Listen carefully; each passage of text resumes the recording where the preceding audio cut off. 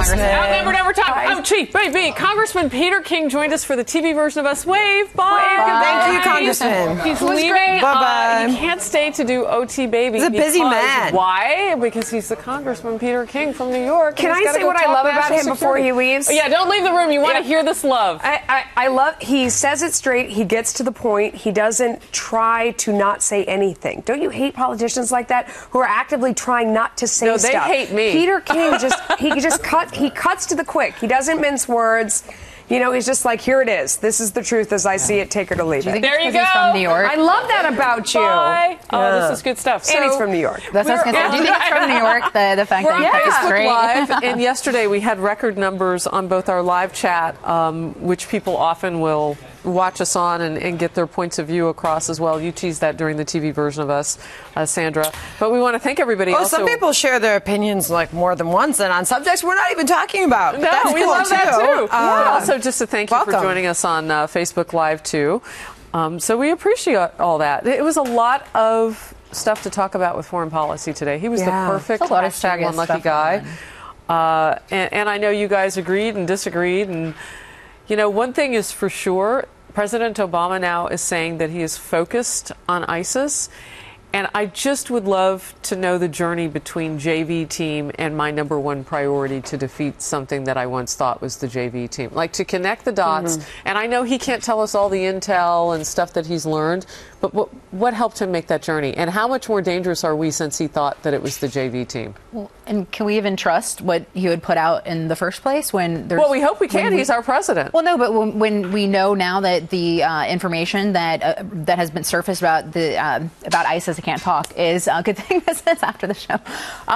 It's been manipulated, though. I mean, there is a manipulation of the data. So can we even trust the information that they're giving us and the reality that they're set? Because even CIA Director John Brennan has contradicted President Obama in framing the rise of ISIS and their global threat to a much higher degree than President Obama has even been willing to concede. You give him the benefit of the doubt, Harris. I don't think that his point of view has changed at all.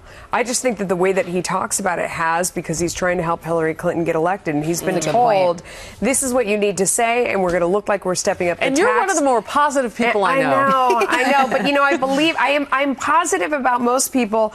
I'm very cynical about Washington and politicians. You know, I mean, you know, when I was a little kid, my dad used to say to me, why is it that politicians go to D.C.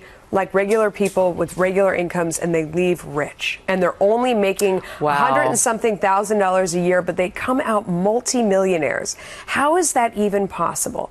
And when you see that, what do you make of that? I mean, do we really think that the Clinton speaking ability is so phenomenal and is so over the top that would garner whatever it was, $60 million during the time that she was Secretary of State? I mean, Donald Trump made that point during his speech. Look at the amount of money that they personally raked in, the two of them, during the time that she was Secretary of State. And if you honestly believe there's no connection, wow, you were born yesterday. Well, and I think I have a theory that the reason why she hasn't released the Wall Street transcripts is because she barked. And she doesn't. Just kidding. Remember when she barked in the? Oh my gosh! I'm just joking. Yes, she probably did. No, but you're right. I mean, their speaking ability is not that great. We've seen Hillary Clinton at all of these town halls. So then it would have to be the message, and we don't know what that was. Exactly. We don't know what she said. I don't know why they don't release them, because I actually think the speeches were probably pretty boring. Yeah, no, I think the speeches were probably pretty boring, and they were a little softer than she would be. Like, she was a little more conciliatory. But that what's really going on is that you're buying access. You pay her for the speech, and that's so that she takes your phone, those emails that we saw go to Cheryl Mills. This person really needs to have a meeting with somebody.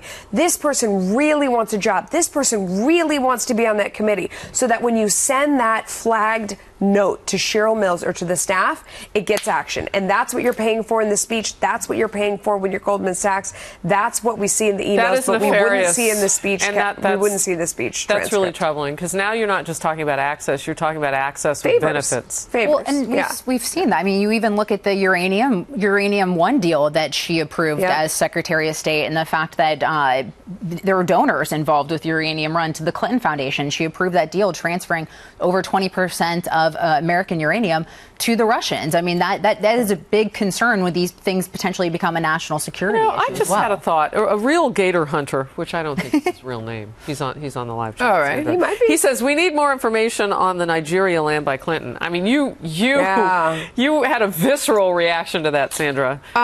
And by the way, somebody could just look at maybe try to look at Facebook, and I'll look at the. I've sent a little note. I want them to work on it. But meanwhile, on Outnumbered Overtime, people are weighing in on their thoughts on an October surprise, possibly. Is there more? Is there going to be another batch of emails? What could that be? I mean, we're getting really close now, Lisa. Well, yeah, we are. We are. It's so close. This election has just flown by, but it also has felt like eternity. Right, yeah, I was going to say, I don't know. Well, there is a real possibility of an October surprise because there are all these emails out there that, have they been compromised? Does someone have them? Further, she's also facing a joint U.S. attorney and FBI probe into the Clinton Foundation. The IRS has a probe into the Clinton Foundation. So there are still outstanding probes and investigations that are underway. So does that bear fruit before November? We just don't know. I mean, there's just so many lingering questions and so many possibilities for an October surprise. I guess my point when I was talking to the congressman about Biden being a good attack dog for Hillary Clinton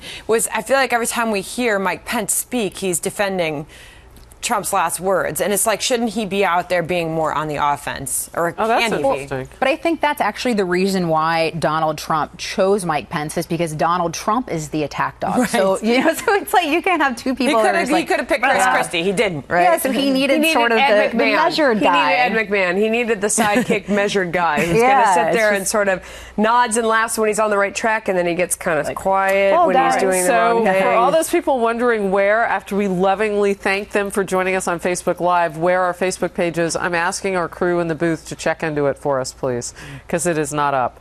But there are a lot of people on the live chat, so let's get to it. Well, thank you, young GOP. They like it with four ladies, just the ladies. Well, thank you. Okay. We didn't have a choice. The congressman needed a step, so he did.